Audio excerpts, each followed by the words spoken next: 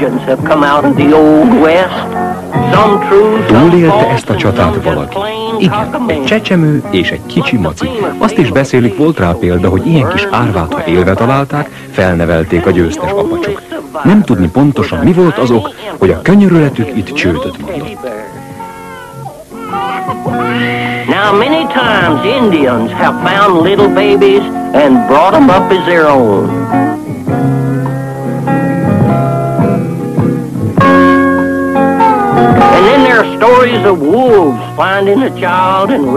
Tudunk esetről, nem is egyről, sokról, az örökbefogadó farkasokról, de ilyenről a nagyapám sem hallott, az ordashad elborzadt és eloldalgott. Így lett az, midőn felcseperedett, kitől az egész préri rettegett, az elvetemült ördögi Roy Slade. And he became the meanest man in the whole West, Evil Roy Slade. Evil Roy Slade would howl. Roy Slade, te nagy, te ördögi, neved a vadnyugat rettegi. Kitaszít a jog, s üldöz sheriff ezer, de hangulatod ez nem rontja el. Roy Slade would scramble a rattler, have him for breakfast and spit out the shade. Never be as popular as Billy the Kid or Jesse. Evil Roy never had a mom or a dad. When all said and done, he's just the son of a gun. Evil Roy Slade made fun of old people, scared little children just to see how they'd run. And Evil Roy Slade, best of the bad guys, worst in the West, and traveling toward north. And so Evil Roy Slade. Roy Slade. Miért rettek hallatán a nép? Mert rombolást, pusztítást jelent e név.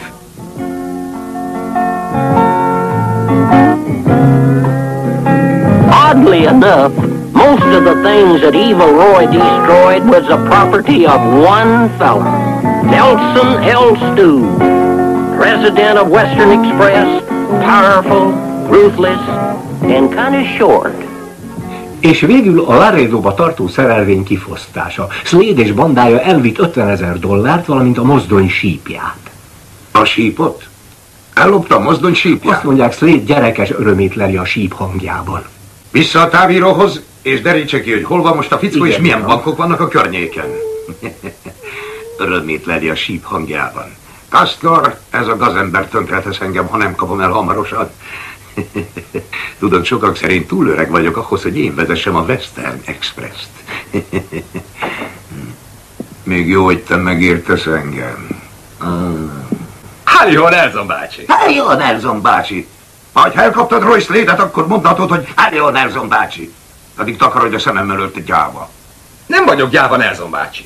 Minek neveznél egy olyan unoköccsöt, aki 20 éves koráig női nyeregben lovagol, aki csak nappal mert a csapat élén állni, mert félt a sötétben? Miért csináltam belőle sheriffet? Miért tűztem a melledre Western Express jelvényét? Azért, hogy lennessen a gatyán? Azért? Azt mondják, hogy jól festek a lovas parádékon.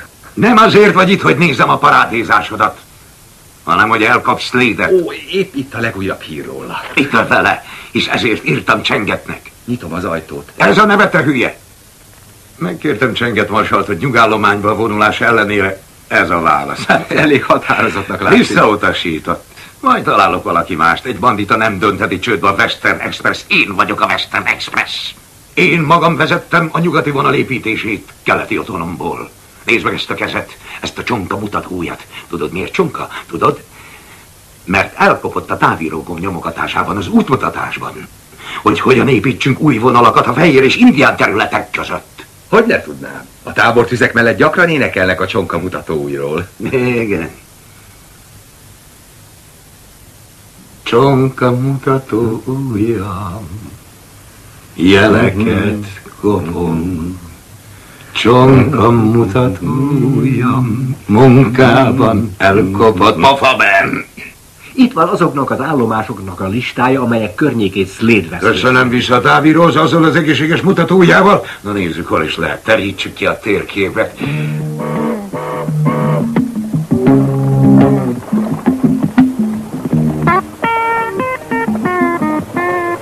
Ez pedig Roy Slade és haverjai. Nem az a fajta, akit valaki vacsorára szokott invitálni, ha nem akar feltartott kézzel felszolgálni.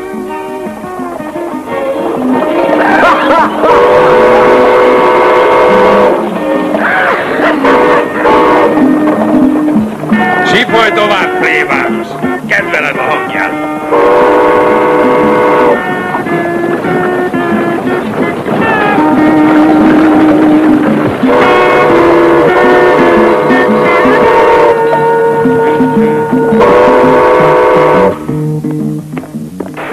Figyelem, figyelem, figyelem! Mindenki a színpadra! Kezdetét veszi a bankrablás! Ide a lóvét. Igen, uram, igen. Az elnöképe fölül legyen. Szeretem, ha valaki pedáns. Föltétlenül, uram. És szeretem a rubin piros ajkakat is. A préri porát érzem ajkidon. De rajtad van a kentő főnök. Te mondod meg, hogy mi van rajtam. Tudom én, hogy mi van rajtam. Egész életemben segítség nélkül öltöztem. Még a pelenkázásomat is saját magam végeztem. Tudom, az emberek tábortűz mellett gyakran éneklik ezt a dalt, ezt meg a csonka mutatóját. Gyilkosnak és nem divattervezőnek szerződtettelek. Folytasd a rablást. Én meg folytatom a csókolózást.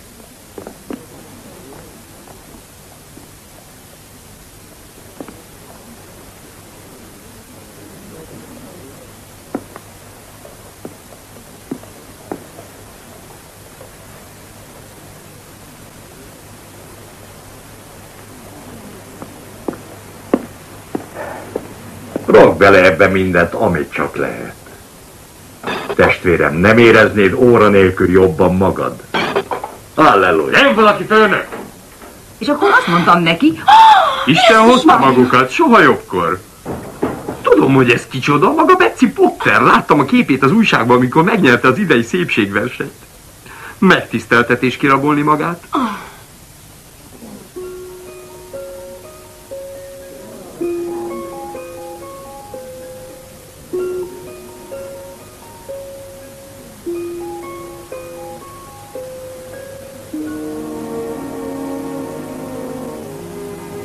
ismerlek téged, te nyomorult féreg.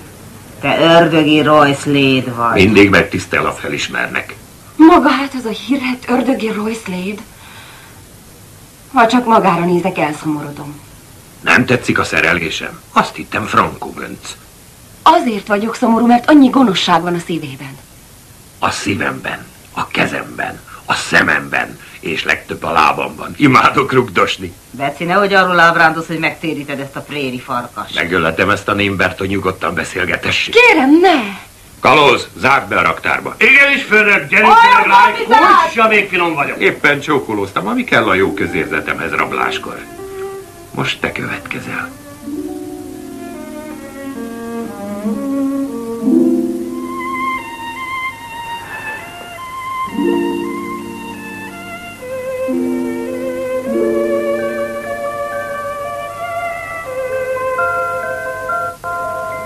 De kérem, pofon kéne, hogy üssem. Egy úriember nem így viselkedik. Mindazonáltal nagyon sajnálom önt, mert civilizálatlan, és senki sem tanította a jó modorra. Picikém, te tetszel nekem. Jó fejet hordasz a nyakadon. És jó testet a nyakad alatt. Errefelé laksz? Bostonban jártam iskolába. Most hazajöttem, hogy az anyám mellett legyek. Iron főnök, jön a sheriff. El kell írnom ennek a lánynak a címét. Hol egy toll? Hol egy toll? És papír? Van valakinek papír? Itt egy papír. Írd ide a címed erre a pénzre, így nem vesztem el. Írni is tud.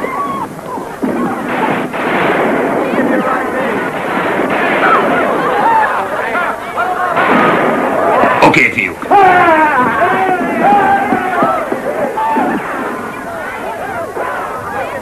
Ó, szegény ember! Cudar életem miatt csak úgy éhezik a szeretetre. Biztos vagyok benne, hogy a sötét külső, ami csak felszín, valami jobbat, nemesebbet rejt.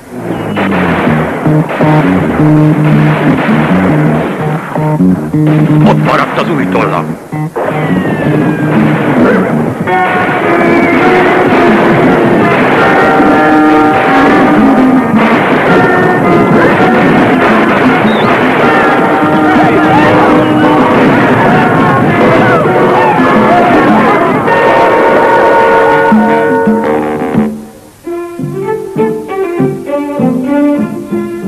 Kastor lesz a legszebb kutyus a világon, Nelson bácsi megfésüli. Halló, Nelson bácsi! Na, Épp most érkezett egy távirat arról, hogy Slade kirabolta a bankokat. Willow Bendben, Oak Bendben, Ellow Bendben. Garény, most már tényleg tennem kell valamit. Megpróbálok szót érteni az egyetlen emberrel, aki el tud vele bánni. Tűnj el innen, tűnj el a szemem elől. Majd akkor gyere vissza, a lovas parádé lesz. A rokonod vagyok. De az enyém aztán nem. Itt az a kis aranyos Kastor. Ő a papa egyetlen rokon. De kérlek! Fox! Igen, uram! Még egy táviratot küldök Csengetnek! Van valaki az ajtónál? Ez a neve maga, idióta! Keressük meg San Franciscóban Csenget ex-marsalt, szupersztárt, kinek más dolga nem lévén a nyugdíjba vonulása óta dicsőséges hősi múltján mereng. That home, sweet home of mine. And I look into the sunset, how my soft blue eyes will shine. I stand beneath the pine, sing my song. That old tree won't pine for long. Uram, Mr. Csenget! Mr. Csenget! Mr. Cseng!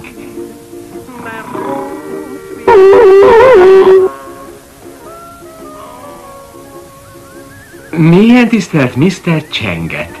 Én, Nelson L. Stool, úgy fordulok önhöz, mint amerikai az amerikaihoz. A Western Express Amerika sarköve és büszkesége. Önnek, mint amerikainak és $20,000 leendő tulajdonosának kötelessége, hogy azonnal idejöjjön és véget vessen az ördögi Slade gonosz üzelmeinek, és egyre égetőbbé váló...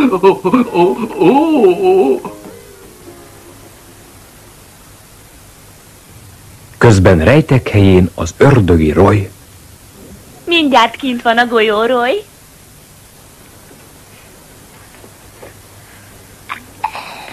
Ugye, hogy repül az idő, amikor jól érzed magad? Itt van. Szép munka volt, Csöcsike. Csöpike. Csöpike a nevem, Roy. Mennyi a bank? Főnök, néhány ló elrúgta a patkóját menekülés közben. Kerítsd elő a kovácsot. Suvix! Igen, tudom, mehetek a lovakhoz. $100 nyitok. Beszáll. Kiszálltam. Mindenki beszáll. Hány lapot kérsz, Naszt? Szíveskedj nyilatkozni. Elég nekem, ami van. Bőven elég. Kérj egy lapot. De nekem teljes. Kérj egy lapot. Kérek. Nem kellett volna. Te hányat kérsz? 3. Én veszek még 2 lapot. És veszek még egyet. Még egyet. Nagyszerű. Emelek $100. Tartom. Mindenki tartja. Mindent be, középre. Mitek van? Nekem semmi. És neked? Na és neked? 4 királyom van, ásszal. Nekem meg tercem van, koltál. Akkor gyertél. Elég volt, nem játszom tovább. Ne csaklisz belőle. Megszámoltam. Jár valami a fejemben és fájdítja.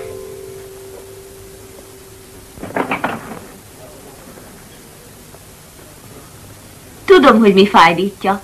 Hallottam arról a kis puccos bosztoni hölgyikéről, akit a bankban lesmároltál. Ki van már fúrva a füled? Nincs. Pofa be vagy ki lesz?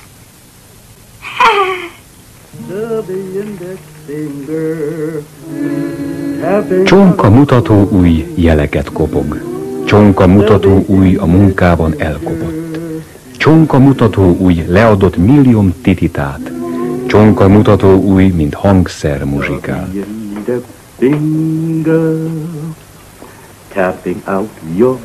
És ne engedd, uram, hogy valaki mögém lopózzon és hátulról lőjön le, amíg én más valakire lövök előről. Amen.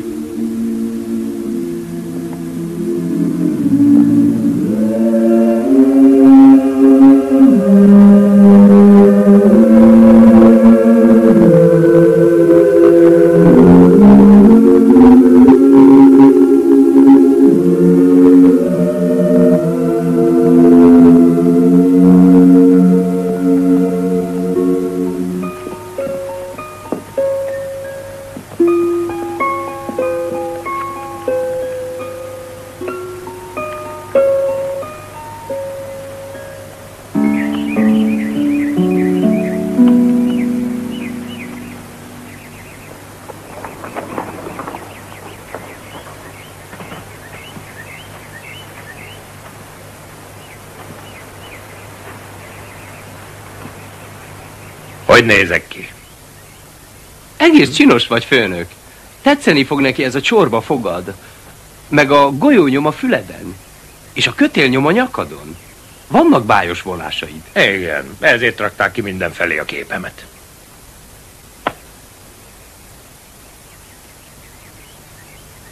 Főnök, hát ha van egy barátnője, és akkor 4-esben... Pofa be, és tartsd nyitva a szemet, ha jót akarsz.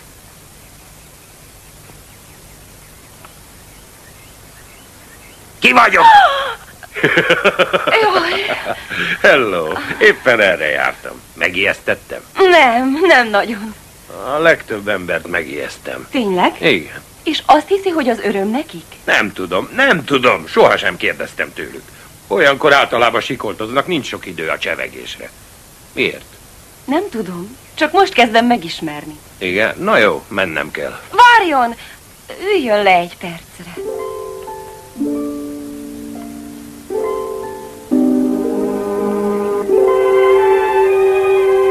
Nem veszélyes ez?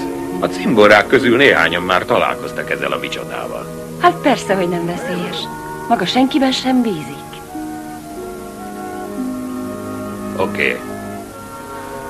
Oké, magában megbízom.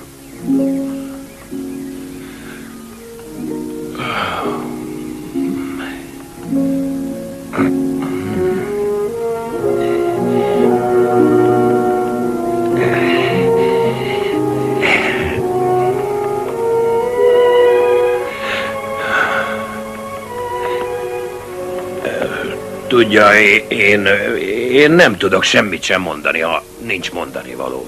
Roy, én mindig a jót keresem az emberekben. Kell lenni valami szépnek magában is. Na lássuk csak szépnek.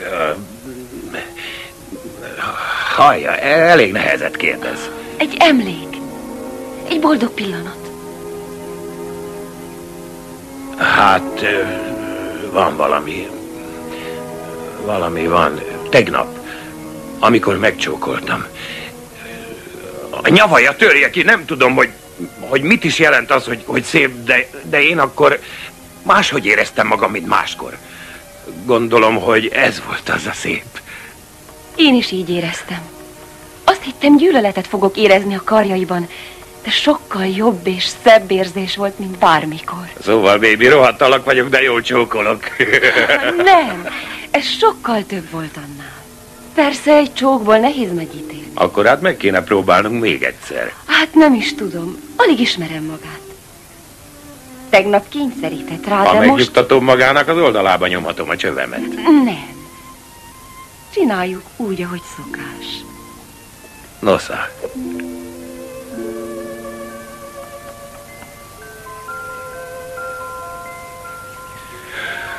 Igen, azt hiszem már tudom, mi az, hogy szép. Nekem is nagyon szép volt. De ebből nem lehet semmi. Már csak azért sem, mert én segíteni akarok az embereken, maga meg kifosztja őket. Egy kis igyekezettel megváltozhatna. Sajnálom, Roy. Ha még látni akar, nem maradhat továbbra is bandita. Nyugdíjba menjek a csúcson? Évekbe került, amíg ilyen mélyre jutottam. Nekem olyan kell, aki mellett nyugodtan élhetek. Maga örökké menekül. Nem kell örökké menekülnöm. Ördögi Roy! Menekülnöm kell. Jön valaki! Lőd le! Egy nő! Akkor sebesítsd meg! Takarodj a házamból, te büdös görény! Az anyukám! Roy, ha egy hajszál... Hagyd a némbert! Az Isten, itt az embernek mindig elrontják a játékát. Ha még egyszer meglátlak a házamban, te sakál és pók keveréke, úgy megtöltelek söréttel, hogy járás közben cseregni fog. Jobb, ha mész, Roy. Emlékezz arra, amit mondtam. Oké. Mit mondtál? Úgy büszke leszek, ha látom, hogy megváltoztál és tisztességesen élsz. Én még soha nem akartam megváltozni, az fáj, ugye? Csak eleinte. Szeretlek, Roy. Ezt még soha nem mondták nekem. Takarodj innen, haramia! Ezt viszont már mondták. Gondolkodnom kell rajta, majd hallani fogsz rólam, drágám. Befelé, Betsy!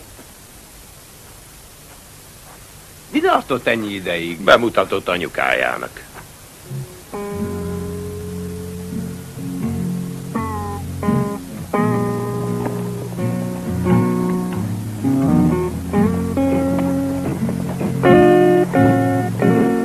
Főnök, nem jössz velünk a rejtek helyre?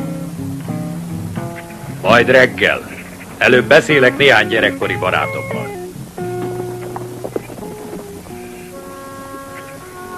Sajnálom, most nem azért hívtalak össze benneteket, hogy átadjak nektek egy pár hullát, de szükségem volt rátok. Tudjátok, jól mennek a dolgaim. Sikerem, hírnevem és vagyonom. És képzeljétek, most döntenem kell, hogy mindezt feladom-e az általatok valaha is látott legszebb nőszemélyért, akit Betsynek hívnak. Akkor találkoztunk, amikor éppen egy bankot rámoltam ki. Megcsókoltam a rubinpiros ajkait, és jó volt. És nem csak jó, de szép is volt. Tudjátok ti mi az, hogy szép? Tegyük fel, hogy egy egész csordányi döglött marha pottyan ide az égből elétek a prérire. Hát ez a szép. Ez a szép. Ez jelenti azt. Jobban tennéd, ha elfelejtenéd azt a gazembert. Ismerem a fajtáját, soha többé nem hallasz róla.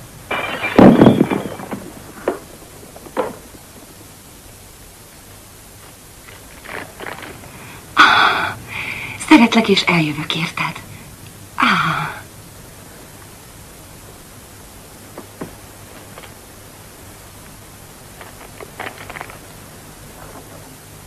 Mit csinálsz? Megőrzöm a leveleit.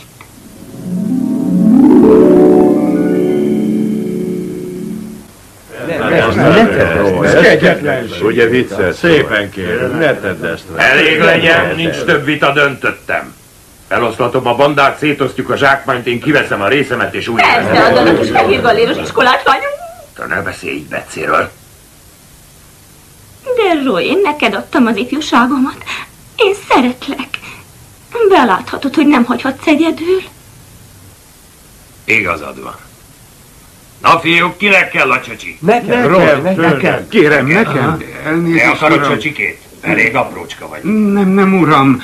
De mondanom kell valamit, uram, miután a zsákmány felosztásáról Hol beszéltek. a kalapot többi része? Ez a többi része is. Fogsz kapni egy egész kalapot, mint a többiek. Jó, igen, uram. De ami a pénzt illeti... 50 000 akarok, a többit osszátok szét. De, uram, a dolog sajnos úgy áll, hogy nincs mit szétosztani. Látja, uram? 0, ami azt jelenti, hogy nincs pénzünk egy fittyink sem. Nem. Úgy látom, nem érted. Úgy gondolom, legalább 50 000-re van szükségem az indulásod Betsyvel. Tehát ezt akarom. 50 000 dolcsit.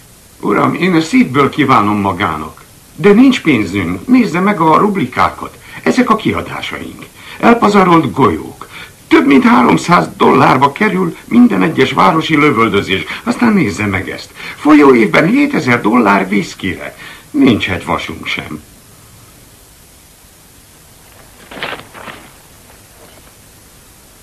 Látod ezt az üres lapot itt? Igen, uram. Azt akarom, kukac, hogy írd ide $50 000.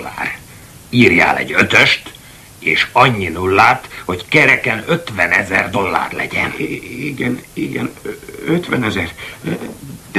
De 50 000? Uram, 50 000.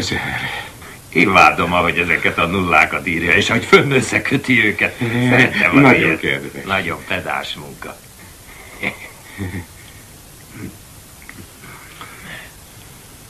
Kitűnő, akkor hát ide az $50,000. Jó, $50,000. A pénz, amit bejegyzett a könyvbe Mr. Kukac. Nincs meg, uram. Maga $50,000 tartozik, és azt mondja, nincs meg? Hogy kapom meg a pénzemet? A Western Express postakocsi a Rivers Passon keresztül megy holnap. Vagy $63,000 van rajta aranyban, meg az utasok értékei. 5:15-kor kell áthaladnia. 2 ember a szoros egyik végében, 3 a másikban. 2 elbújik az útelágazásnál, 1 megörködik a sziklákon. Oké, fiúk, hallottátok a tervemet. Fel a búcsúrablásra!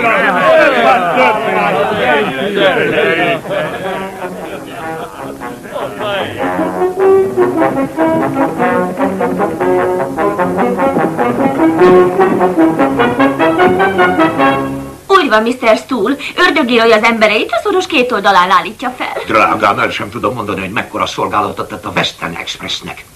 És nekem, aki a Western Express vagyok. Pont ez kellett nekünk, különösen amióta ismét visszautasított minket.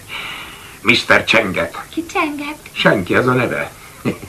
Osztozhat velünk a dicsőségben, amikor végigvisszük a főutcán. Lovagolhat a parádémon. Köszike, maga igazán cuki falat. Na, lelépni elég volt, készítsünk tervet, hogy az ördögi Royce Slade végül is megkapja, ami jár neki. És itt van az, amit maga tett, Csocsike. Csöpike. Kollégák, értsétek meg, ez az utolsó munkám. Egy nyugdíj előtt álló embert láttok. Ha megengeded, nyugdíjba meneteled alkalmából megajándékozunk ezzel az aranyórával. Tudod, Subix, Kalóz, Görény, meg én, különböző világnézetű emberek összefogtunk, és a nemes cél érdekébe addig vertük Vigyorit, amíg ide nem adta az óráját. Mondjál beszédet, Slade! Meg vagyok hatva. Ha annyira nem is, hogy köszönetet mondjak, de meg vagyok hatva. Ami azt illeti, én is adok nektek egy kis csekészséget. A körözvényeimet és a saját új lenyomatomat. Hozd ki. Na, hozd ki. Hát igen, így van ez. Hosszú időt töltöttünk együtt, és bevallom, mégsem ismerlek valamennyi ötöket, fiúk. Hogy hívnak? Kalóznak. 6 évet töltöttem el veled. Egyszer megmentettem az életedet Loganville-ben. Adj neki még egy körözvényt. Köszönöm, Slade. Fiúk, amint itt állunk, utolsó rablásunkra készülve, emlékeztetni akarlak titeket az 5 legfontosabb dologra, amit tanítottam nektek.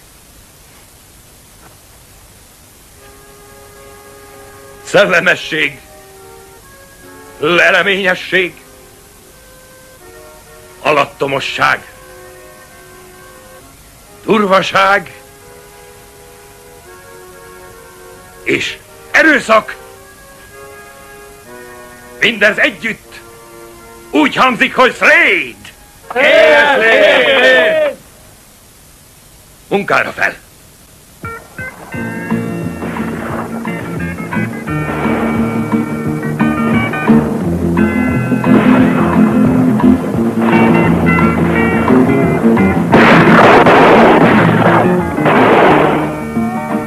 Átszállóhely! Mindenki kifelé!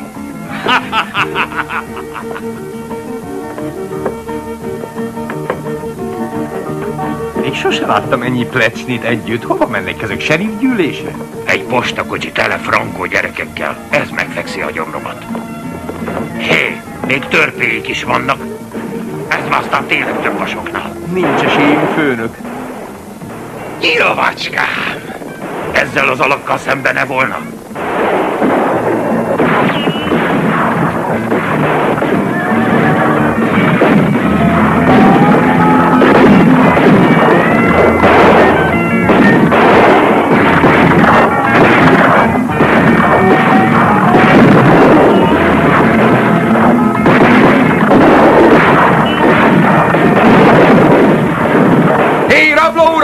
Van egy ajánlatom. Nekünk csak az ördögi Roy kell. A bácsikám $500, és szabad elvonulást ajánl annak, aki a kezünkre adja a főnököt.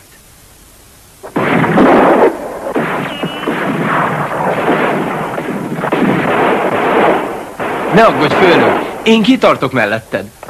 Ne légy hülye! $500 ajánlanak neked, és nem fordulsz ellenem? Hát ezt tanultad tőlem!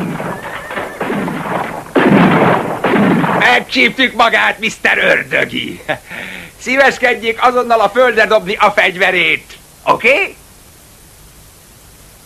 A fegyveremet a földre dobom. És magamat megadom. Megyek már. Mi lesz én velem? Nem is tudom. El vagyok fogva. Az önöké vagyok.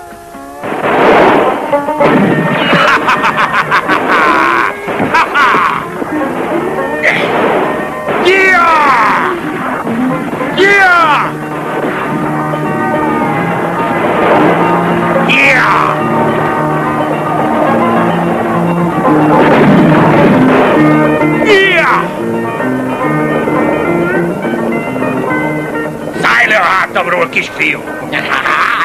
56 éves vagyok, és nem ez ki kisfiúnak. Ne Dobd le, villámkezi cowboy!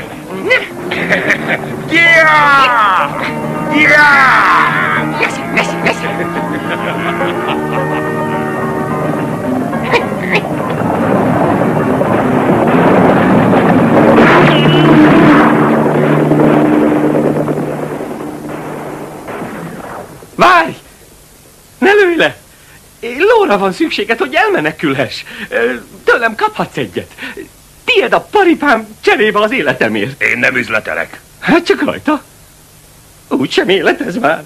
A vadnyugat nem kellemes hely egy ilyen mélynövésű egyénnek. Túl alacsony vagyok a marha tereléshez. És csak igény mutatkozik a hörcsögvadászatra. A hörcsögvadászat a legundorítóbb munka, amióta errefelé lovagolok. Magányos ember vagyok. Tudom, mi a magány. Tudom, mi az kitaszítottnak lenni. Te, nem is vagy rossz fiú, pici. Tudod mit? Ide a lovat, és tiéd az életed.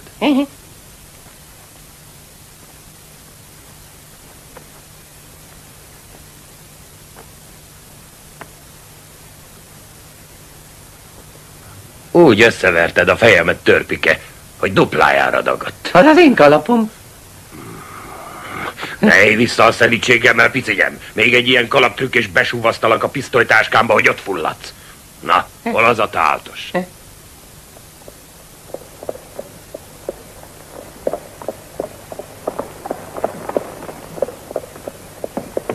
Késtem, drágám, de nehézségeim voltak. Egész úton földig ért a lábam. Ördögi Roy, jól vagy? Soha jobban, Szívi. Szépetnek és viharvertnek látszol, azt mondtad, abba hagyjuk. Igen, de le kell zárni egy üzleti ügyet. Megvan a pénz a nyugdíjra. Ihol néz. Ó, te ezt loptad, Roy. Most majd üldözni fognak. Persze, de soha nem kapnak el. Csókolj meg. Kiszáradt a szám, nehéz napom volt.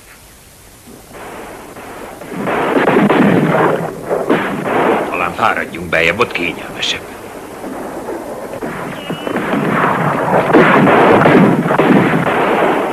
Roy, add meg magad!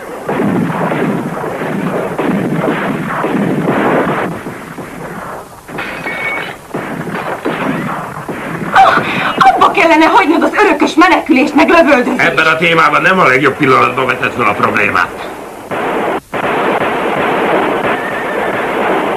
Inkább törzsd meg a stukkert. Tudjuk, hogy ott van Ördögi Roy. Adja meg magát, túlerőbe vagyunk. Gyere ki, te nyomorult Slade! Ha a lányunknak egy hajaszála meggörbül, egy vacsorányi ólommal tömöm meg a hasat! Ez a mama! Ő is a csapatban van. Hát igen, előbb-utóbb mindenki ellenem fordul. Jól van, kimegyek! De csőre töltött pisztolyokkal. A másik bőrjukasztó, drágám, és viszlát.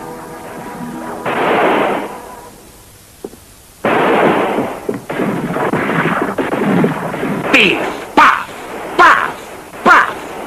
Miért csinálok én úgy, hogy pif-paf? Mert ez a vacak nem csinál úgy, hogy pif-paf. Nézd meg, mi áll a 9. oldalon. Remélem egy adag dinamit életem szerelme. Olvasd el! A te életed lángeszű szerelme nem tud olvasni. A Bibliában írva vagyon, ne ölj! Halljátok, fiúk! A 9. oldalon írva vagyon, hogy ne ölj! Nyomás, lovacskám! Gyerünk! A szedd a lábad! Ne bántsák! Bíztam benned, Betsy. Nem hagytalak cserben, a te érdekedben tettem. Majd megemlítem a hóhérnak. Istennek tetsző cselekedet volt. 2 nagy leckét kaptam a mai napon. Ne bízz se a csinos lányokban, se a magányos törpékben.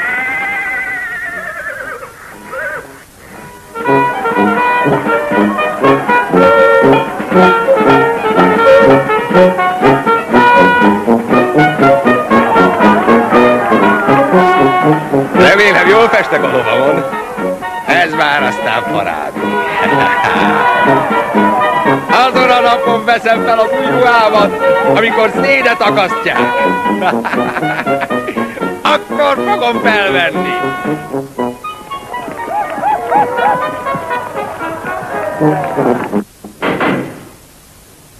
Majd ébreszem fel az akasztás előtt. Felébreszti magát a kötél. Elárulok valamit, amit maga nem tud. A csöcsike árult el magát. Elvégre az én nevelésem. Megsúgok végig valamit, amit nem tud. Én nagyon tetszem a csöcsikének. Oké. Szereti, ha a bal fülébe lehelnek. Igazán? Clifford, kezded megemberelni magad hősiesen, a csapattal maradtál az egész akció alatt. Csöcsike! Mit keresett a nagybátyámnál? Már a céghez tartozik. Propaganda osztály. Van valami kifogásod ellene? Szereti, ha a bal fülébe leheldek. Propaganda osztály? Igen, elbűvölően gyorsan tanul. Na? Hogy van, Mr. Slade? Végül találkoztunk. Ki vagy te, töpörtyű? Én vagyok a Western Express. A bandája több mint $1 millió került nekünk, embereink 101 lőtték le. Tudja, hány özvegye van a Western Expressnek? Társaságunk zsúrjai nyomasztóak. Slade, látod már 30 özvegyet egy zsákba futó versenyen? Az elviselhetetlen. Nem mutogass rám, rövid csövű. Roy, itt vagyok! Itt van a kis hölgyike is. Veled vagyok. Mr. Stool, maga befolyásos ember, intézzel, hogy Roynak megkegyelmezzenek. Kegyelem? Igen, ha bebizonyítanánk, hogy Roy a társadalom áldozata, hogy nehéz gyermekkora volt, meggyőzhetnénk a bíróságot, hogy ne akasszák fel. Még arról sem tudnánk meggyőzni őket, hogy hagyják abba a nevetést. Tudom, hogy egy ideig börtönben kell ülnie, de a szerelmem és a pszichiátria segítségével... Szép gondolat, drágám, de tegyen le róla. Az egész környék a fejét akarja. Ford? Igen, uram? Gyere ide! A jegyeket. Tessék? Parancsoljon, hölgyem, 2 báholy a jövő péntek kiakasztásra. Utána egy kis murit csapunk. Remélem gondoskodtál zenészekről. Természetesen, bácsi. Akasztás! És nem is lesz tárgyalás, vagy ilyesmi? De lesz, még igazi bírónk is van. A jogtudományok professzora. Bíró úr! A vádlott bűnös, akasszák fel. Roy, mit tettem? Sakáló karmai közé taszítottalak. Nem érzd magad, drága. Egyre nehezebb elválasztani a frankó fiúkat a rossz fiúktól. Megbocsátok. Kivezetni? Roy, szeretlek! Szeretlek, Roy! Bocsáss meg! Bocsánat, de kénytelen vagyok elrontani a maga kis örömét. Hogy érti azt, hogy elrontja az örömömet? Most, hogy tudom, hogy Betsy szeret engem, nincs olyan erő, ami a cellámban tartana. A kis Slade remek kis akasztás lesz, ritka szép akasztás. Luftballonok, lovas parádé. Ja, és néhány előakasztás a főszám előtt, csak úgy étvágygerjesztőnek. És a társaságon besebeli a profitot. Tudja, mire gondoltam? Csak úgy reklámfogásból rendezünk egy kis színlet húzakodást maga meg a hóhér között. Ehhez mit szól okos Mikulás? Tudja, mit szólok hozzá? Azt, hogy maga egy hülye. Majd meglátjuk, ki a hülye. Én olyan hülye vagyok, hogy a legmegbízhatóbb ügynökre bíztam magát, most nevessen! Clifford! Bácsikám! Közd Kastort Mr. Lloyd cellájához!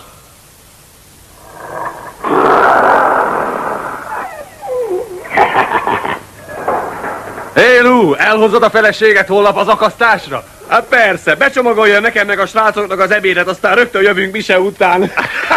Tessék, emberek, tessék! Eredeti Rolls-lét felakasztható babák! Kitörhető Kis nyaksigolyákkal? kitörhető nyaksigolyákkal vannak felszerelve! Tessék! Slade! Látogatója jött!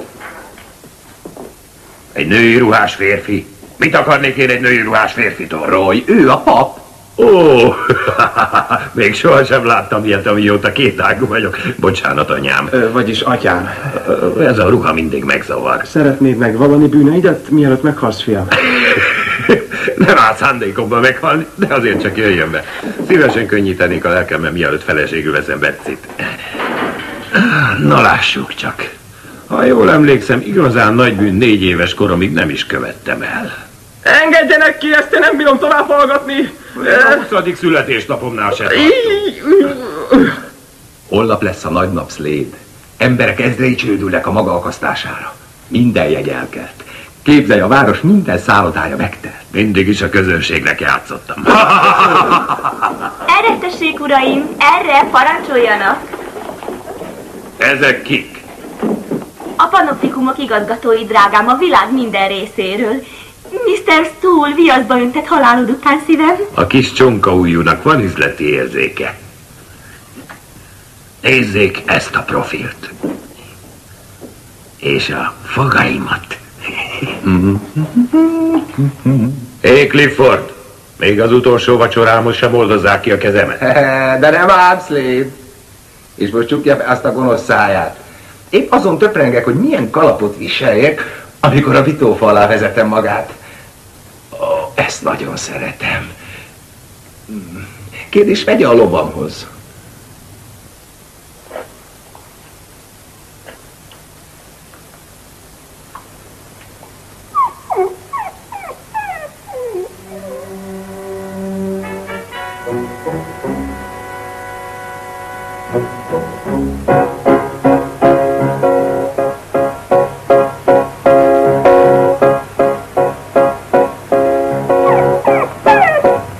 Igen, azt hiszem, ennél a tollasnál maradok.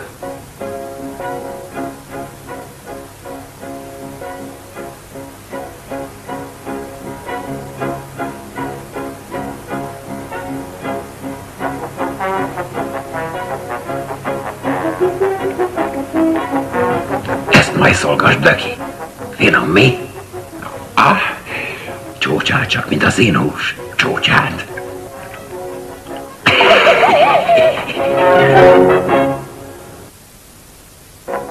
Hé, Clifford! Kész vagyok, vigye ki a tálcát.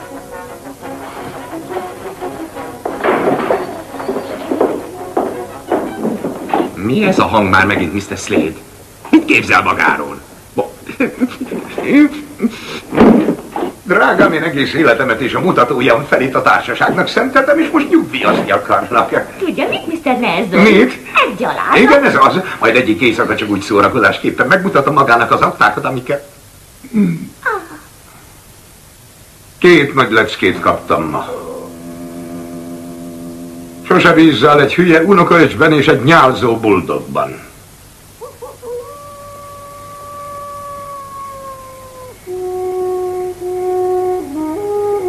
Itt megpihenünk, hajnalban meg elhúzzuk a csíkot. Jól van, Roy?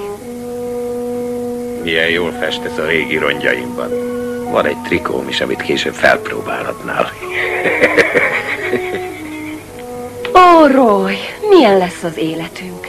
Mindig menekülés, bujkálás mindenki elől. Nem járhatunk emelt fővel, mint mások. Már megint térítgetsz? Nem erre gondolok. Rájöttem, hogy hibáztam, drágám. Nem számíthatsz tisztességes eljárásra, túl sokan ismernek itt. Előről kell kezdened. De hol kezdhetném? Túl közismert vagyok, a képem ott lóg minden sarkon. Boston! Bostonba megyünk. Boston? Senkit sem ismerek ott, még sohasem voltam Bostonban. Hát éppen ez az, ettől remek. Ott jártam iskolába, van ott néhány rokonom, akik befogadnának. Kaphatsz állást, tanulhatsz szakmát, fizethetsz adót. Nem megyek Bostonba, egy olyan unalmas városba. Biztonságban éldegélhetnénk a kis házunkban, Roy. Tudom, hogy meg tudsz változni, hiszen szeretlek.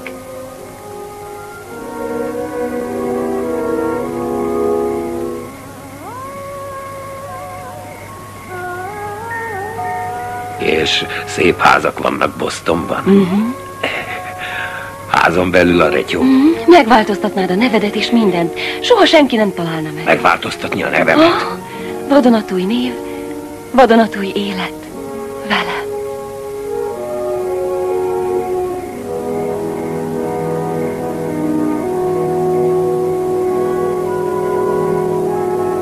Ne zavarjass engem, Betsikém!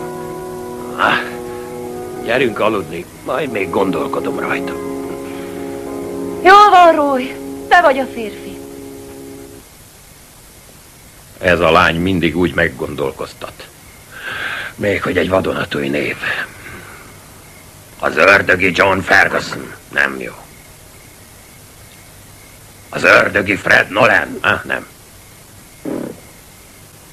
Az ördögi Lee Rich. Nem. Te mit gondolsz? Te túl buta vagy.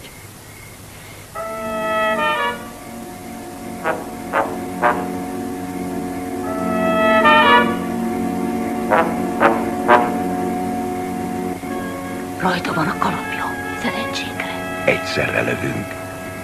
Most. Véged van, Roy!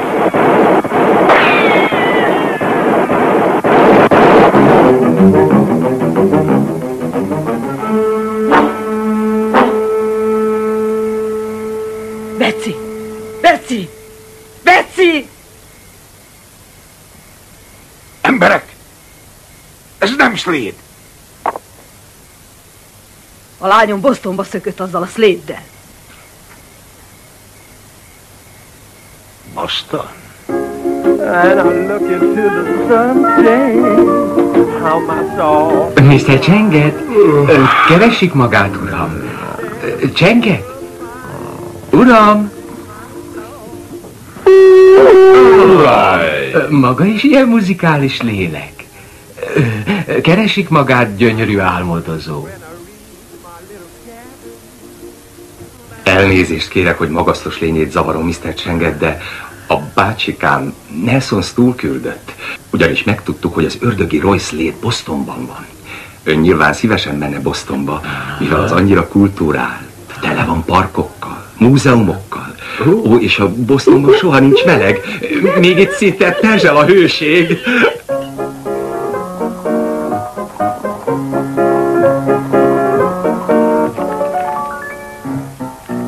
Ne ropogtasd az ujjaidat, Harry, felébreszted a gyereket. Tulajdonképpen hányra is jönnek? Betsy húgom távirata szerint valamikor a mai nap folyamán.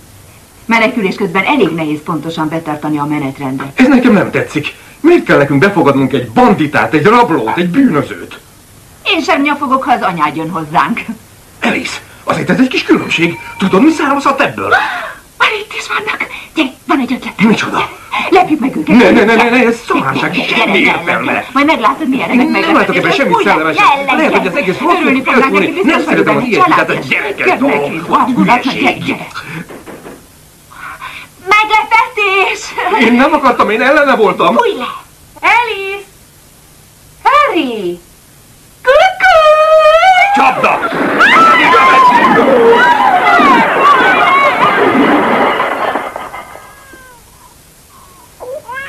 Ulises jó fiú, nem sír, hanem szépen hajcsikázik. Ó, valóban nagyon finom ez a sütemény. Igen, ha ki tudod piszkálni belőle a golyókat. Sajnáljuk, hogy kellemetlenséget okoztunk neked, Harry bácsi. Nézd, én cipőkereskedő vagyok, és mondd meg nekem, hogyan kezelhetném sebesült kézzel a cipőkanalot? Örülj, hogy megmaradt a kezed. Ó. Roy! Nagyon hosszú volt az út. Az egész nyugatot egy vagon alatt kellett végigutazni. Hát igen. Alulról láttam fél Amerikát. Hát igen. Mi ez a fügy? Fütyülés hallok? Roy! Mi van már megint? Roy, Ez valami indián fügy. Ez csak a teafőző, Mr. Slade. A teafőző. Teafőző? Igen, fügyül, amikor felfog. Fütyülő teafőző. Miük van ezeknek még itt köhögő csészéjük? Dehogy, kedvesem. De... Igen, én tudom, hogy nem lesz könnyű, de ez a város jót tesz Roynak. Holnap elviszem Logandelfhez. Logandelfhez, a pszichiáterhez? Pszichiáter? Mintha azt mondtad volna, hogy a barátod. Hát persze, hogy az. Menned kell az üzletbe, Harry, késő van. Igen, elnézést. Na gyere. Mennem kell, viszlát. Viszontlátásra. Harry nem kedvel engem. Alice sem kedvel. És nem tetszik nekem ez a fura tejáskanna. Jobban kellene igyekezned, hogy megbarátkozz velük. Igazad van. Talán megrázom Harryt a nyakánál fogva mindaddig, amíg azt nem mondja, hogy szeret. Próbáld úgy, ahogy én. Ígérd meg, hogy kedves leszel hozzájuk. Oké. Megpróbálom.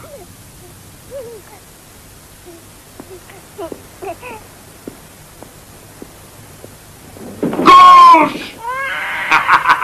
Nem mondtad, hogy a vízfejűen is kedvesnek kell lennem.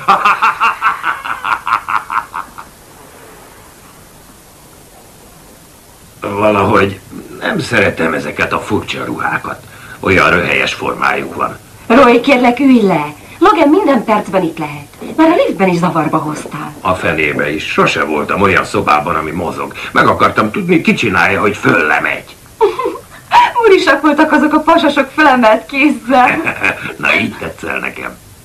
De mondd csak, mik ezek a cifrapapírok a falon? Ezekkel a bazi nagy pecsétekkel. Ezek Logan diplomái, azoktól az egyetemektől kapta, amelyeket elvégzett. Ez onnan van, ahova együtt jártunk. Logan kiváló ember, Roy. Most már én is kiváló ember vagyok. Ho, Betsy! Logan! Hogy vagy, drágám? Ő az, aki... Betsy, feltételezem, hogy ő az a beteg, aki elfojtott agresszivitásban szenved. Nos, én dr. Delf vagyok. Örülök, hogy megismerhettem. Elképesztő. Az elmúlt 3 nap alatt pontosan 739 tintafoltot mutatta magának, és mindegyik a koltjára emlékeztette. Sokat gondolok a koltomra. Mit csinál? Én ezt csak úgy szeretem, ha Betsy csinálja. Csak nem vagy te is olyan fura fiú. Nem, dehogy. Én az orvosod vagyok, és a koponyát dudorait akarom kitapintani. Van egy új tudomány, úgy hívják, hogy frenológia. Mit jelent az, hogy tudomány? Az is tudomány, hogy mi legyőzzük a te támadó mechanizmusaidat. Van benned nagyon sok jó, és én ezt a tudomány segítségével meg fogom találni. Úgy fogsz kilépni ebből a szobából, mint egy tisztességes ember. Na gyerünk, ülj le. Kérlek. Ülj le szépen. És add vissza azt a képet a koltodról. Még nagyon sok dolgunk lesz. Én mondok neked egy szót, és te kimondod az első dolgot, ami eszedbe jut róla. A koltom. Nem. Ez alkalommal bármilyen szót mondhatsz, csak azt nem, hogy kolt. Megpróbálod? Egye fene. Jó. Na tessék, anya. Senki. Születésnap. Magány. Alma. Kukac. Kutyus.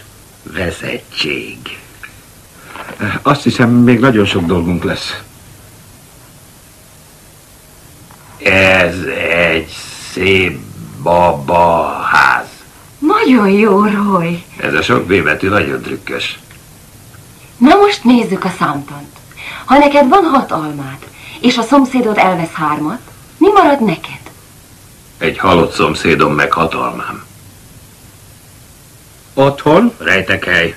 Díj. Körözvény. Mackó? Kassa. Mi?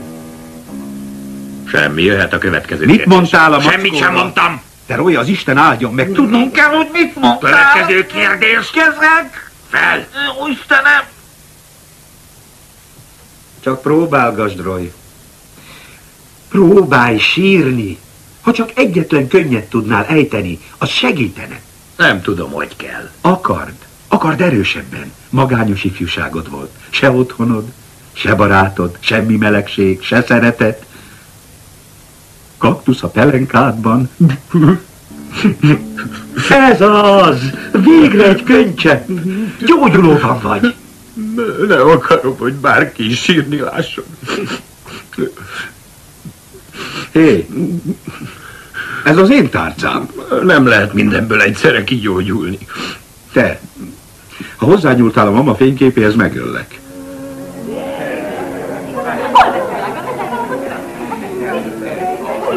Ezt az estét tulajdonképpen a kedvedért rendeztük. Roger azt mondja, hogy gyorsan feljön. Igen, szívi, kezdem érteni azokat a tintapacnikat. Foglalkozom egy kicsit a vendégekkel.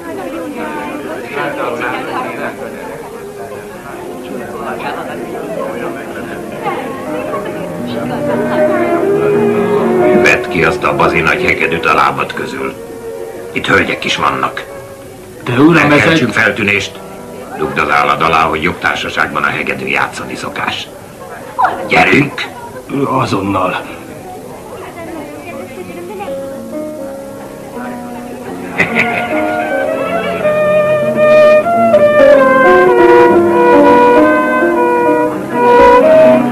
Igazi művész.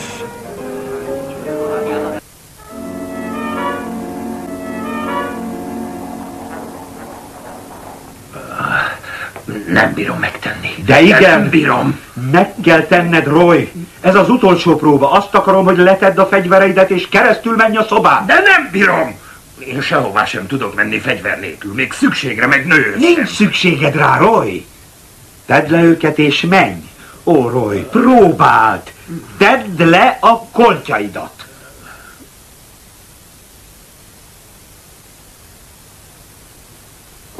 Jó. Ez minden, Roy?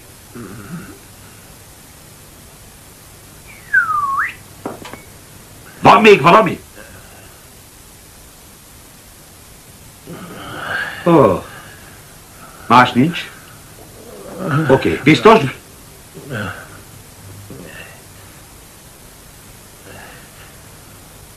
Uram Isten!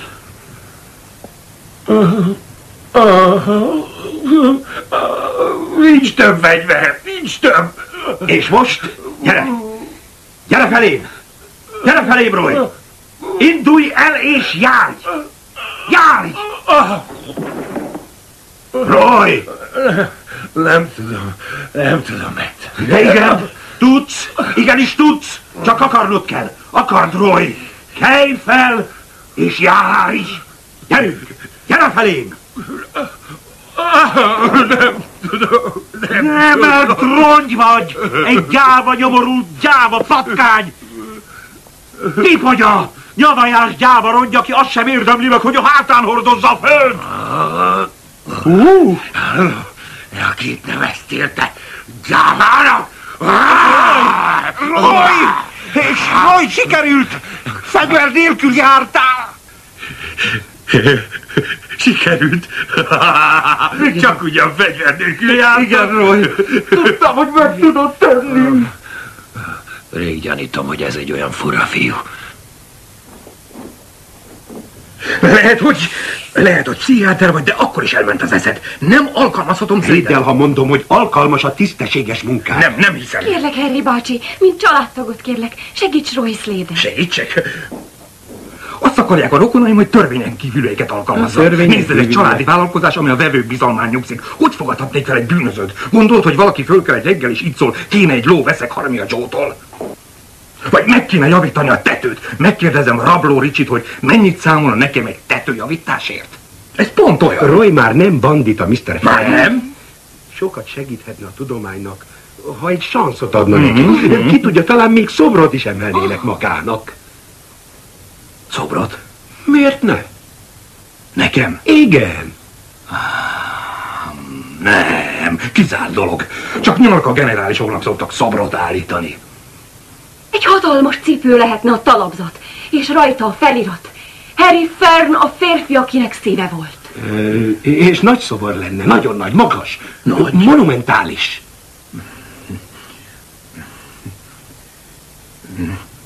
De itt maradok, hogy szemmel tartsam. Persze. Hát egy nagy szobor azért. Jó. Köszönöm magának a tudomány nevében, és Sigmund Freud is köszöni. Inkább jöjjön be az a Freud, és vegyen tőlem cipőt. Szóval nagyon köszönöm. Nagyon köszönöm. Nem fogja megbánni. Sok szerencsét. Szívi, ez mire való? Ez egy cipőkanál, drágám.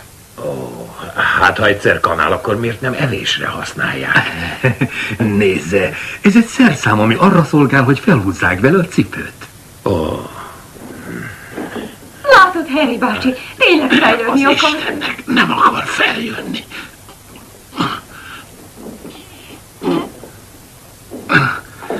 Cipőkanálra van szüksége. Oké, most próbálja meg felhúzni. Na, fönn van. Fönn van. Egész ügyes kis szerszám. Még sokat kell fejlődnie. Akkor hát itt az első vevője. Tudja a dolgát? Köszön neki, leülteti, eladja neki a cipőt, és elkéri tőle az árát, ami ezen a dobozon van. Oké, semmi probléma. Jól van.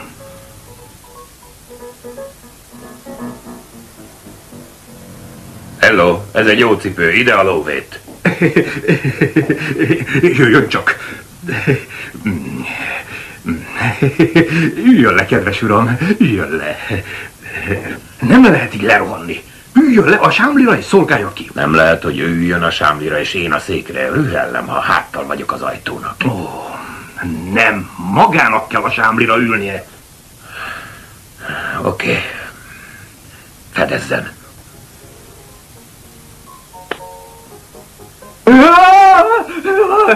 Elmegy ez, fel kellene mennie. Mondom, hogy kicsi. Na, bízza csak rám. Na, fogedd meg.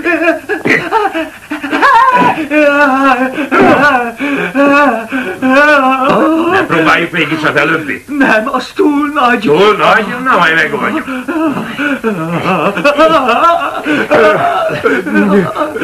Nyugi, így egy kicsit megdagad a lába, akkor pont passzolni fog.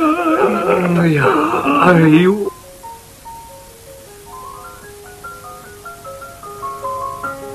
Kivágott orrut?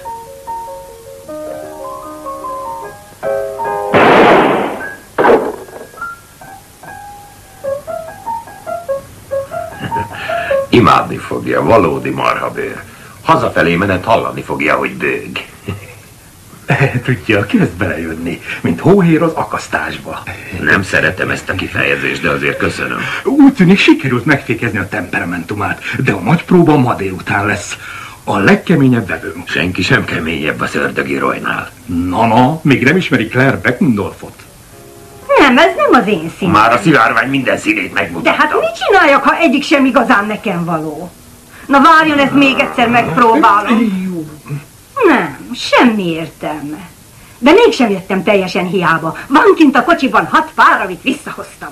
Tudja, Szívi, maga egy ostoba tyúk. Mi? A maga lába olyan gyönyörű, hogy teljesen mindegy, mit visel rajta. Az emberek úgyis a lábát nézik. Nem a cipő teszi magát, hanem maga teszi a cipőt.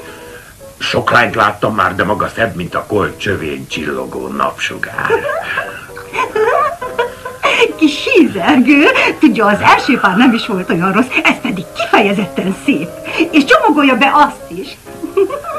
És csodálatos volt. Fejezze be maga. Megyek, ki kell mosnom a számot.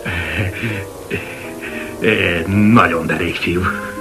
Betsy, régóta szeretnék egy kéréssel fordulni hozzád. Örülnék, ha mostantól az oldalamon állnál. Meg akarom veled osztani az életemet. Roy, úgy gondoltad? Igen, drágám. Arra kérlek, legyél a szeretőm. Rohanok, el kell érnem a postakoncsit. Holnap jövök vissza. Tudja, mit kell tennie. A szokott időben bezár és beviszi a pénzt a bankba. Roy, ezen nagyon sok múlik. A barátságunk, Betsy szerelme, az én szobrom. Mi bízunk magában. Viszlát, fiam.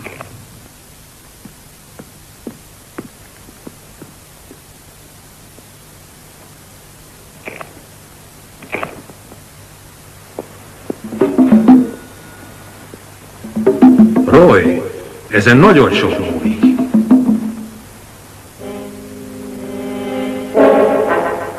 Mi bízunk magában. Meg tudod csinálni, Roy.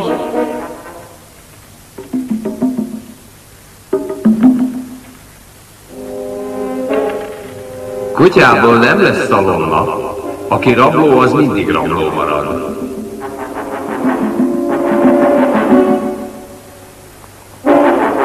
Szeretlek, Roy. Meg tudod tenni. Ugyan, főnök. Kutyából nem lesz szalonna.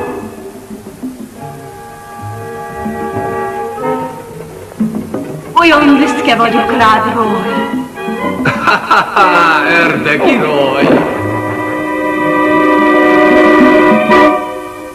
Egyenesen nekem jön. Normális maga.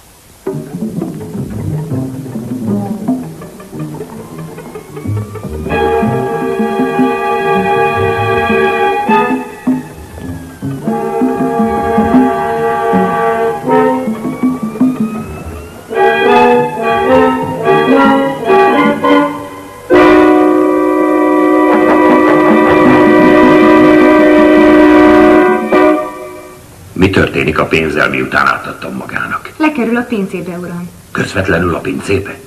Senki se dédelgeti egy kicsit? Játszik vele? Vagy kacsingat az elnök képére? Esetleg szivarra gyújt vele? Ó, dehogy, dehogy.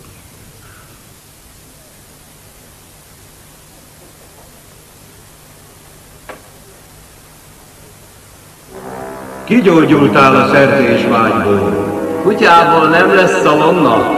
Rabló voltál, az is marad.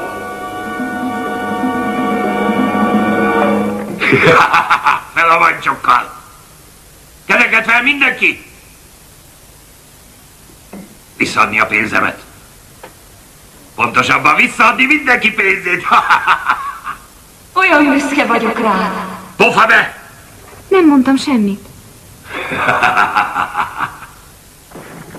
Te vagy az, Roy?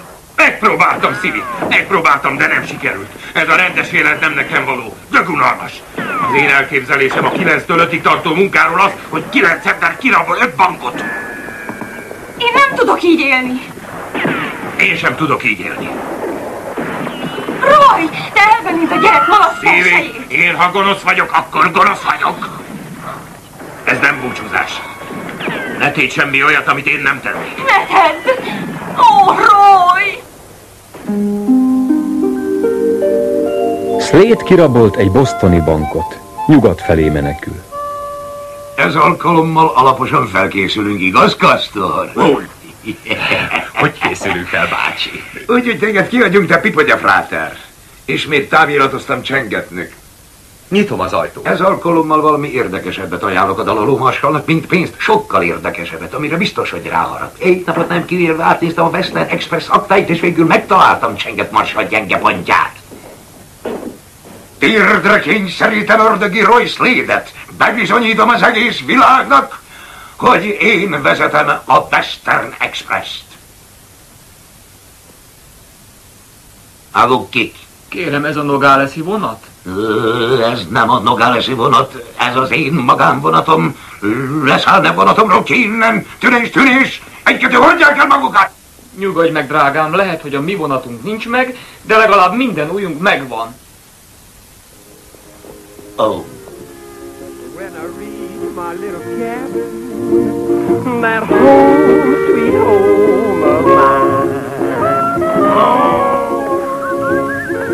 Mr. Csenget? Mr. Csenget? Újabb üzenet a Western Express-től. Tisztelt Mr. Csenget Marshall, mielőtt elégeti, vessen egy pillantást a mellékelt fotón látható szép lányra. Biztosíthatom, nem mindennapi látványban lesz része. Ez a hölgy az ördögi Roy Slade barátnője. Betsy Potter, ha Slade-től megszabadulnánk, magáé lehetne ez a bájos hölgyike. Ó, de szeretném leteperni holdfényben a Ganges partját. Durván? A szerkómat. Újra az ösvényre lépek. Mr. Csenget, gazdám, én olyan boldog vagyok. Turbán örül és visz már mindent. A gazda híres szerelését. Itt van az ön híres csizmája. Az ön kicsike gyapjúzoknicskája, szépséges tyatja és sérvkötője, és itt vannak a naftalinos golyócskái. Ó, jaj, én buta, nem kellenek naftalinos golyócskák, hiszen ön nem lő molyokra, turbán csinál, tréfa turbán olyan izgatott, és itt van az ön híres kalapja, karimája tele jósággal, egy nemes fő nemes fejfedője, és a lényeg, itt a fegyver, amelyet rettegett a vadnyugat.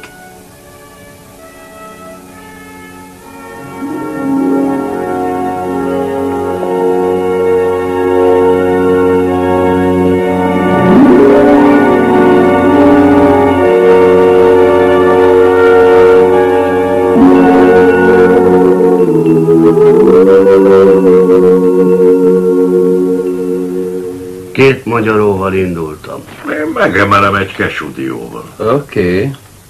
Döcög az üzlet a főnök nélkül, el kéne adnom a tetoválásaimat. Éhes vagyok. Egy szép mustáros bifsztekért odaadnám a rossz szememet. Komolyan latolgatom, hogy ne lépjek-e vissza az egyházba, ott legalább a borig ér. Vegyetek annyit, amennyit néhány óra alatt el tudok nyerni tőletek.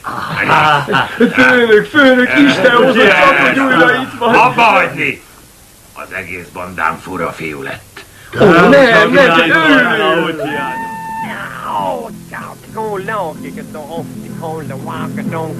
Hangom úgy zeng, mint pacsirta szó, ha szól ragyogóbb a nap, az ég, a tó, csenget a nevem, sül a bőr képetekenti híres nagy tenoristák, ha torkom kivág egy áriát, csenget vagyok, nincs hős nagyobb, és dalolok, mint angyalok.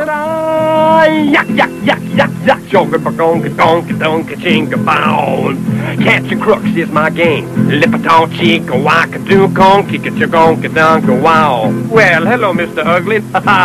Hello, Squirrel. Hello, everybody. Hello, Mommy Nature. Bing Bell is my name. Catch a crooks is my game. Cha-conk-a-dink-a-conk. Who you looking at? Oh, look out! I love to shoot. I love to hoot.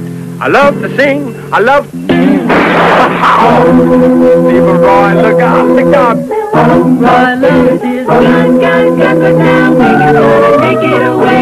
Teljes szabad kezet kapsz Slade kézre kerítésére. Ez már veszély. El nem tudom mondani, mennyire örülünk, hogy végre itt van köztünk. Mondja el, Csöppi. Hallják, még a nevemet is tudja. Micsoda koponya, micsoda nagyszerű férfi. Biztosítunk sajtó és filmszereplést, a legnagyobb nyilvánosságot. Szép magától. Az unoköcsém Clifford a segítségére lesz, amiben csak tud. Készen állok, Varsal, mindent megszerzek, ami kell. Kétcsövőpuska, bombák, dinamit. Nem. Inkább szerezzen egy kis kölnivizet. Kölnivizet? 2 doboz bombont. Bombont. Parfümszórót. Parfüm. És virágokat, szép virágokat, rengeteg virágot. Csendet! Ne jöjj semmi, mi a fenéről beszél meg egy parfümök virágot? Mi a kis tenyila? Mr. Stool, ez az, amiről beszélek. Ó, nézzük csak. Várjon csak egy percet, Mr. Csenget. Bolondozni majd csak akkor lehet, ha Slade lóg. Vegye úgy, hogy már lóg. Én sem mondom meg, hogy hogyan vezesse a vacak kis szállítóvállalatát, maga se adjon nekem tanácsokat. Értem. Több mint 50 banditát akasztattam fel. És tudom, hogy a legbiztosabb út egy ember nyakához a barátnője szívén átvezet.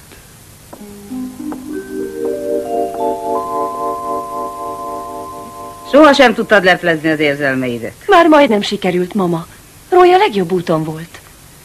És látod, most megint rabolt. Semmi jó nem lett volna belőle, az az ember romlott. A veleig romlott, mint szegény drága apád. Nyugodjék békében. De hát a papa még él. Miért mondod, hogy nyugodjék békében? Mert akárhol is van, ő ott nyugszik. Odaadnám minden vagyonomat, ha csókolhatnám a lábnyomodat. Végül majd talán spiritusba tesznek, de mit tegyek, te lány, hogy érted meg ne vesszek? E 2 virágszál láttán csak állok tétovázva, melyik méltóbb a hódolásra, a mama vagy a kálánya? Hölgyeim! Isten hozta. Remélem nem zavartam meg Ó, nem, igazán szép dal volt. Kis semmiség, amit csak úgy összecsaptam. Szeretek lovaglás közben dalokat komponálni, eltereli a figyelmemet a lószagáról. Nekem akkor is nagyon tetszett. Köszönöm. Edgy Potter vagyok, ez pedig Betsy a lányom. Betsy? Hú, Betsy. Betsy. Hogyan is tisztelhetem? Csengetnek. Maradj majd, de nyitok. Nem az a nevem. Ó, én már hallottam magáról. Maga az a híres marsal, aki 50 banditát akasztatott fel. Már nem emlékszem mennyit. 53-at. Marshall, ha azért jött ide, mert Roy Slade-et keresi, akkor rossz helyen jár. Betsy. Hagyja, asszonyom. Már visszavonultam. És szeretném elfelejteni mindezt. Csak énekelni akarok, nevetni. Lovagolni, békében élni. Csak erre vágyom. Olyan szépen beszél, mint egy pap. Köszönöm. Itt marad ebédre. Szeretnék maradni, kedves hölgyem. Ha Betsynek nincs kifogása. Remélem nem haragszik rám, amiért meggyanúsítottam. Nem, én nem tartok haragot. Túl békés természetem van.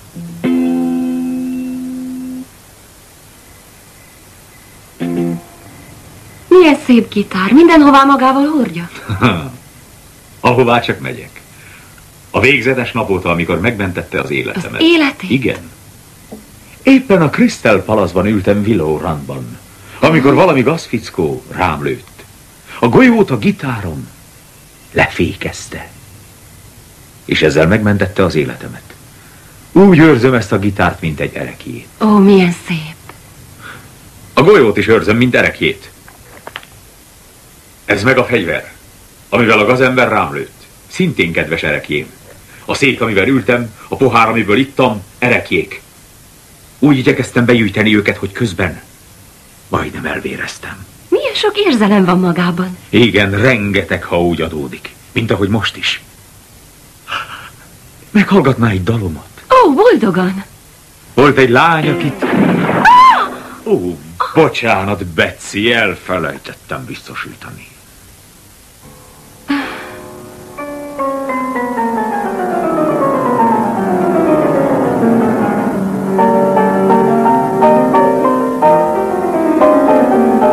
Telt múlt az idő.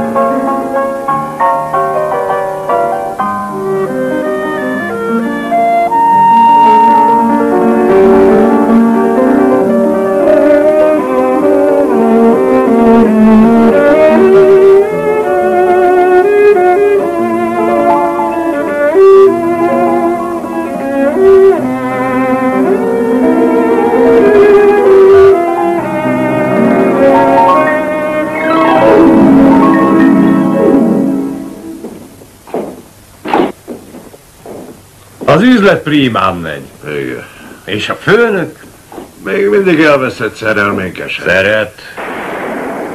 Nem szeret. Szeret.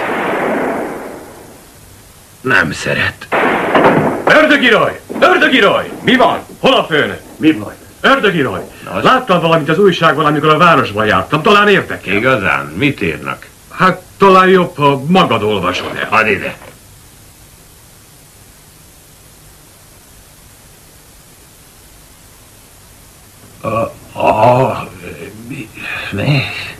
Nem tudok olvasni, csak akkor, ha az van odaírva, hogy ez egy szép babaház. Olvasd te. De főnök, inkább neked kéne. Olvasd.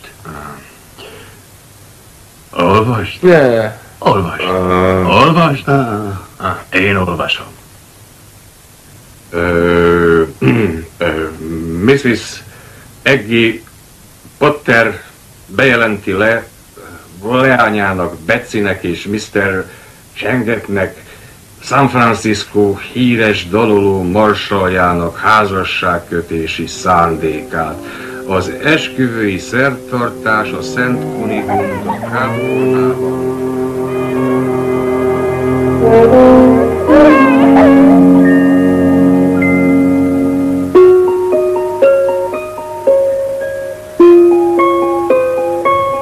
Fiúk, esküvőre megyünk. Hogy öltözzek? Ahogy illik. Sötét öltönykolttal. Ó, milyen remek, nézd, egy egész szerelmém, ennyi vendég.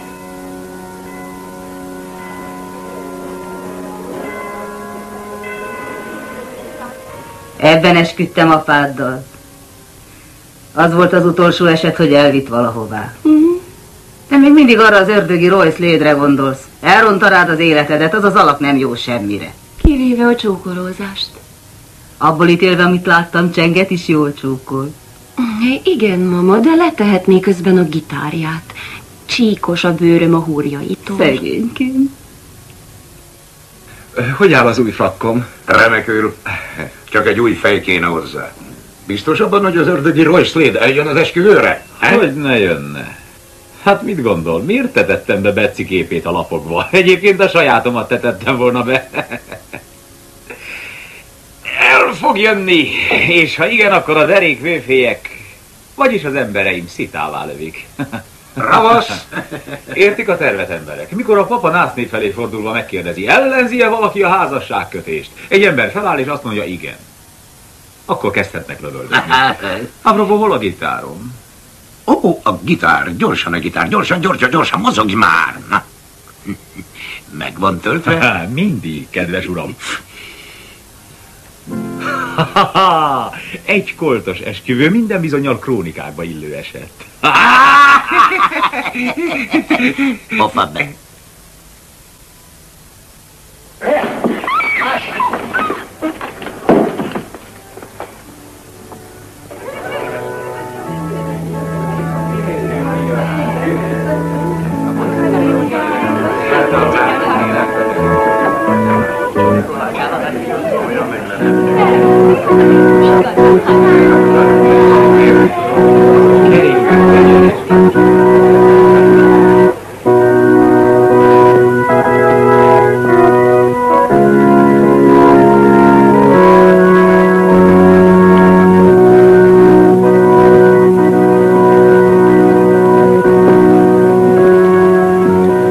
Nagyon csinos ez a Betsy, de a barátai nem túl megnyerőek.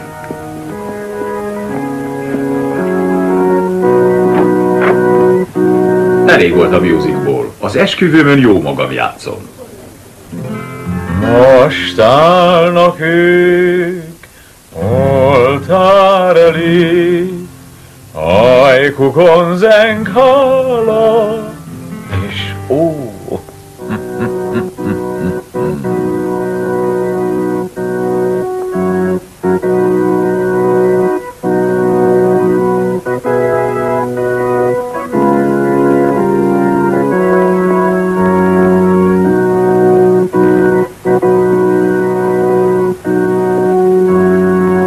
Szeretett testvéreim, azért gyűltünk itt össze, mert ma van az esküvője Betsy Potternek és Csengetnek. Akkor nyissunk ajtót.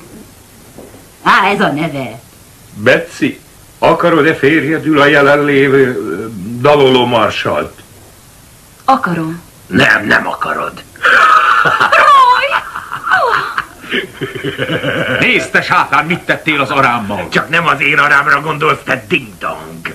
Van még egy dalod, amit elzingöl? Hajt, valaki meghal, akkor azt te leszel, Roy. Besétáltál az én kitűnő csapdámba. És ahhoz mit szólsz, Mr. Pacsirta? Hogy sakkot kaptál? A vőfélyek adtak neked sakkot. Bizony. A vőfélyeknek meg a nyoszoló lányok. A tanúk meg a nyoszoló lányoknak. A koszorús lányok meg a rokonoknak. A szakács meg a koszorús lányoknak. Egy pillanat. Neked a koszorús lányok, nekem a vőfélyek. És az organista? Ő semleges. Az annyi, mint 5 ellen... Nem. Teljesen összezavarodtam. Aki a marsal oldalánál, szíveskedjék fölemelni a kezét.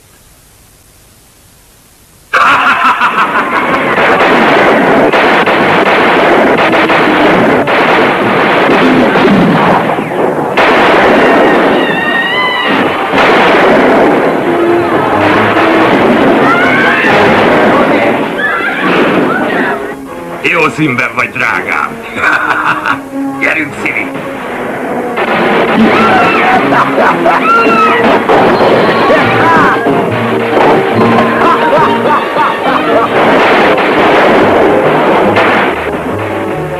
Visszahozd! Utána magam vezetem az üldözést! Yeah!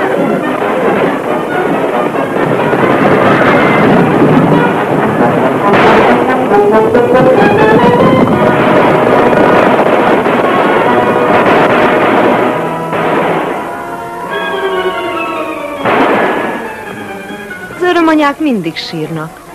Esküvőkön ez már így szokás.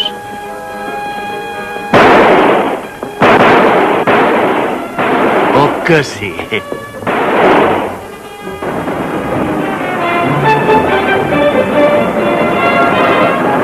Mi történt? Neked volt a legnagyobb koltos esküvőd a történelemben.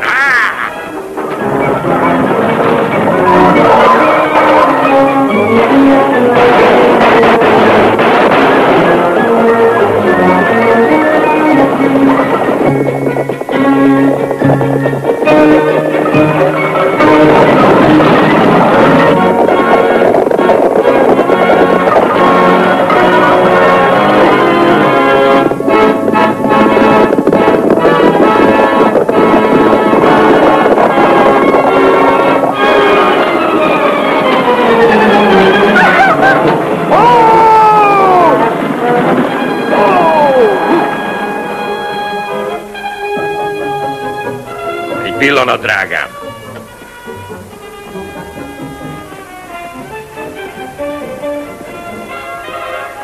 Semmi ez egy lónak.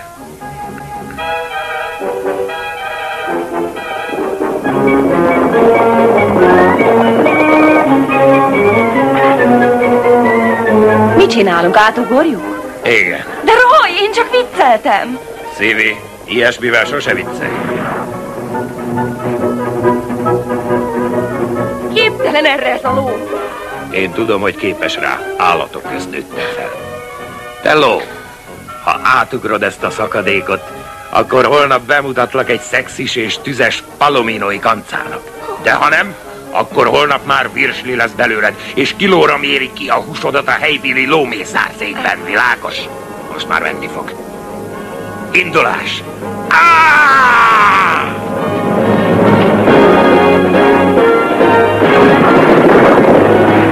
Látod, Szívi, ha egy állat szeret téged, akkor a világon mindent megtesz érted. Ó, ezek a nők mindig akkor ájulnak el, amikor legjobb a móka. Túl széles, nem tudunk átugratni. Szépnek sikerült, nekünk is fog. $500! $500 annak, aki átugrat ezen a szakadékon! Káfében! Gyerünk ugratni!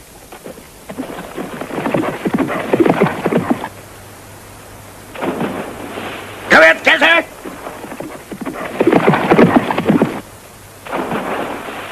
Spóroltam $1000. A következő! Gyerünk, mutasd meg, hogy az unokaöcsém vagy! Jaj, mama, jaj, papa, segíts! Ez a Clifford mindenből olyan nagy faxnit csinál. A következő! Mindent! Nyomás! Rajta!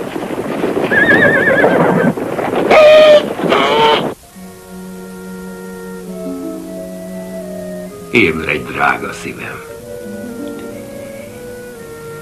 Nyisd ki a szemed, kis mézes köcsögöm.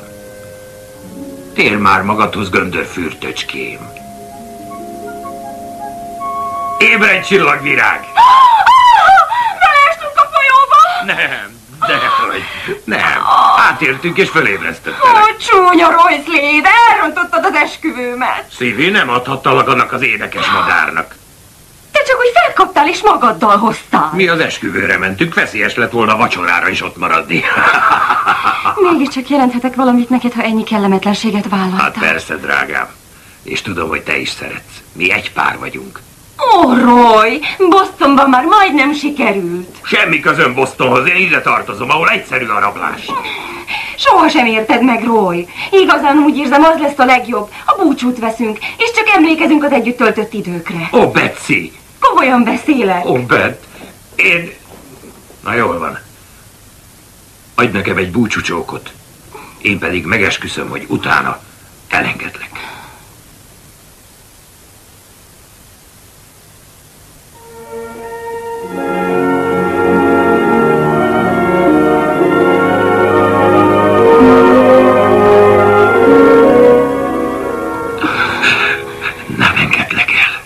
Olyan nagy szükséged van a szeretetre, hiszen most egy egész csapat üldöz. Nem, senki sem tudja átugrani azt a szakadékot, csak az ördögi Roy.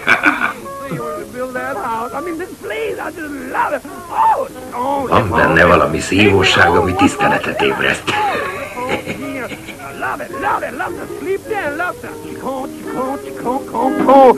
Take me home, I'm getting weary. Stay away from my home.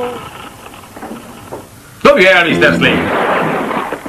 Ne ellenkezz, Roy! Ez az győz az értelem. Hogy jutott át a szakadékon? Másik úton jöttem. Nem szeretek csapatban lovagolni. Csupa por lesz a ruhám. Ne bántsa őt, Csenget! Ha futni hagyja, a felesége leszek. Bocsánat, de ez az esküvő dolog csak azért volt, hogy kicsalogassuk a rejtek helyéről. Szóval csak azért udvarolt nekem, hogy elfogassa Royt? Ne legyen dühös, megtarthatja a nász ajándékokat. A kápét pedig majd elosztjuk. Beci kapja a kápét, maga pedig az ezüst cukortartót. Áj, sok bajom van magával. A körözvény szerint élve vagy halvanos, hogy akar távozni? Émol van? Bédur van?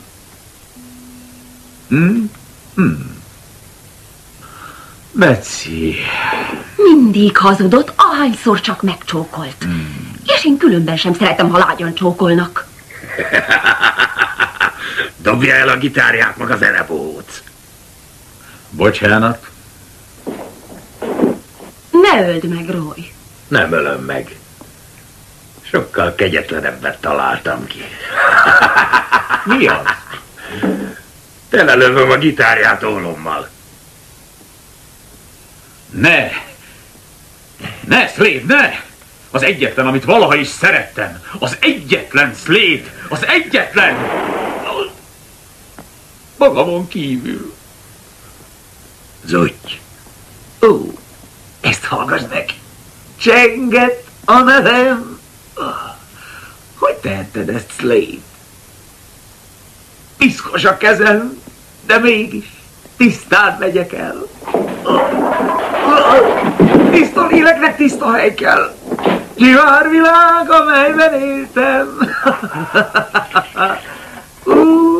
Távozom el, észrevétlen. Most már a kezem is tiszta. Majd alszom én, ha véget ér a kín, s a testem a bíbor. Ha volna szíves. Hol itt egy tiszta hely? Talán itt?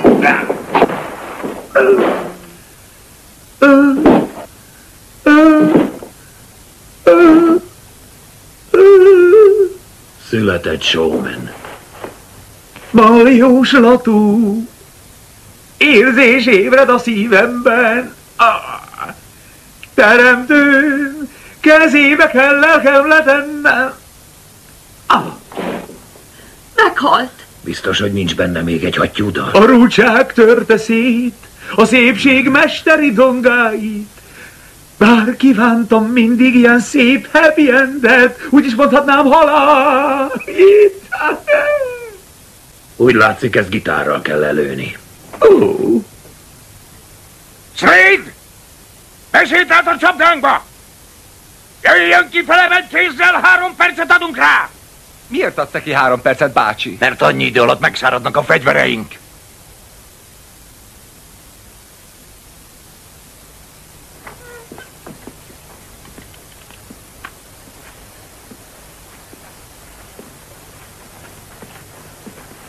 Vigyázz, bácsi, megint megpróbálhat a háta mögé nyúlni. Ezt az ócska trükköt már ismerjük! Ez Betsy Potter. Igen. Nem bízom többé Royt a maguk álnokságára. Csenget holtan fekszik bent. Baleset volt, de tudom, hogy maguk Royra kenik. Bácsi, Slade megölte a marsalt. Nem megmondtam. Úgy éljek, hogy egyszer még felköttetem ezt a Slade-et. A nyakánál. Mr. Stool, értse meg, nem lehet erőszakkal harcolni erőszak ellen. Békével harcoljon és mutasson jó példát. Mi ez a maga szépségverseny győztes szétfoglalója? Nekem mindenáron Roy Slade kell. Élve vagy halva? Ott van valahol a prérin, ahol elkezdte, de még visszajön hozzám. Majd amikor nekem kinő a mutatóujjam. Én tudom.